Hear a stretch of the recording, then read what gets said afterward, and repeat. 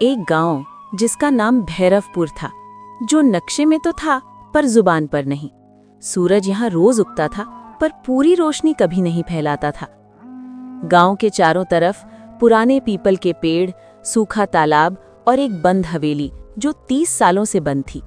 लोग जहाँ खेती करते थे, पर रात होते ही गांव चुप हो जाता था। कोई आवाज नहीं, कोई बच्चे की हंसी नहीं, सिर्फ हवा जो कुछ फुसफुसाती थी। उस दिन गांव में एक नया आदमी आया। नाम था आरव। शहर का लड़का, रिसर्चर जो को हिस्ट्री पर काम करता था।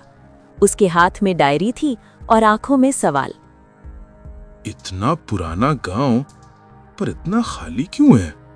गांव वाले उसे देख रहे थे, पर बात कोई नहीं कर रहा था, जैसे उसका आना किसी ने महसूस ही नहीं किया।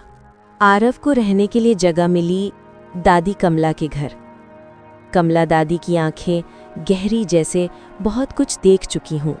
बेटा, यहाँ रात को बाहर मत निकलना। दादी, मैं शहर से हूँ, मुझे आदत है। दादी ने कुछ नहीं कहा, बस दिया बुझा दिया और एक बात बोली जो आरव के दिमाग में घूमती रही। अंधेरा यहाँ सिर्फ रोशनी की कमी नहीं है।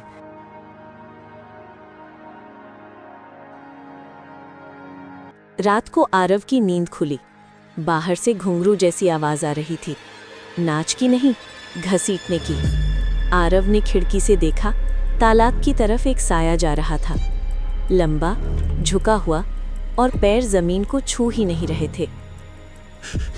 ये कौन है? जैसे ही उसने दरवाजा खोला, आवाज बंद, साया गायब, पर जमीन पर गीले पैरों के निशान थे, तालाब से आने वाले। अगली सुबह गांव में खबर फैल चुकी थी, रमेश चाचा का बेटा गायब था। कोई शोर नहीं, कोई रोना नहीं, बस एक लाइन हर घर से सुनाई दी, फिर हो गया। फिर? मतलब? गांव वाला चुप हो गया, आंखें नीचे, कदमों में गिनती। आरिफ की डायरी में एक ही नाम बार बार लिखा जा रहा था, ठाकुर हवेली। 30 साल पहले वहां 12 लोग मरे थे, एक रात में, बिना खून के निशान के। ऑफिशियल रिकॉर्ड, आग का हादसा। गांव की कहानी, वो आज भी जिंदा है। रात को आरव ने डायरी लिखते हुए लास्ट लाइन लिखी, भैरवपुर का राज हवेली में नहीं, बल्कि उन लोगों में है जो आज भी जिंदा हैं। और तभी डायरी के पन्ने अपने आप पलट गए और आखिरी पेज पर किसी और की हैंडराइटिंग में लिखा था, तुम गलत जगह सच ढूंढ रहे हो। सुबह हुई, पर गांव जागा नहीं। कोई रेडियो नहीं बजा, कोई बेल नहीं चला, मंदिर की घंटी भी चुप थी।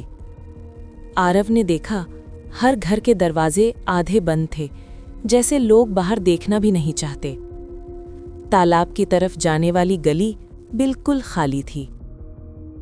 अगर हर रास्ता यहीं आके रुकता है, तो सच भी यहीं होगा। तालाब पास से देखने पर और भी ज्यादा अजीब लग रहा था। पानी बिल्कुल शांत, एक भी मछली नहीं।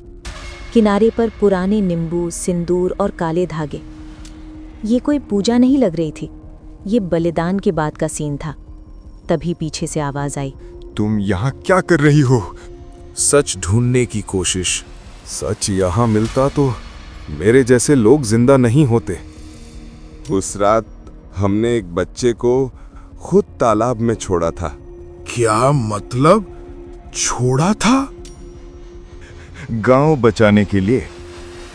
तालाब के पास एक टूटा हुआ पत्थर था, उस पर लिखा था, भैरव देव रक्षक हैं। रमेश चाचा ने बताया, गांव के बुजुर्ग मानते थे, हर 5-6 साल में भैरव देव को याद दिलाना पड़ता है कि गांव अभी भी उसका है, और उस याद का मतलब होता था एक बच्चा। तुम लोग कातिल हो! और अगर ना करते तो पूरा गांव मर चुका होता।